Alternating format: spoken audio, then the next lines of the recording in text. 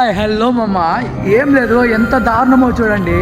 పుత్తూరులో ఒక స్కూల్లో ఒక సోషల్ టీచరు 9వ తరగతి చదువుకునే మణిదీపిక అమ్మాయి మీద విచక్షణారహితంగా కొట్టి, ఆ అమ్మాయికి వాళ్ళ పేరెంట్స్ ఫోన్ చేసి మీ అమ్మాయికి ఫిక్స్ వచ్చింది, అందుకు తొందరగా రాండి హాస్పిటల్లో జాయిన్ చేసామని చెప్పారంట.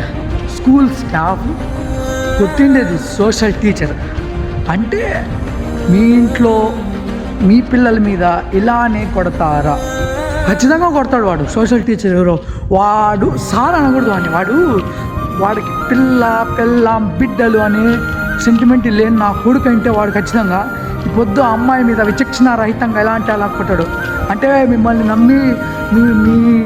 నమ్మి మీరు బాగా చదువుతారని పంపిస్తే అమ్మాయి తప్పేం లేదు. ఏమంటే లెసన్ విని, అంటే టెల్లర్ స్టూడెంట్స్ ఉంటారు అని లెసన్ వినేసి అడిగారంట, ఆన్సర్ చెప్పు దీని క్వశ్చన్ చూసి చెప్పలేనంత దానికి ఎలా అంటే విచక్షణ రహితంగా ఎలా చిక్తే అలా కొడతారా మీరు?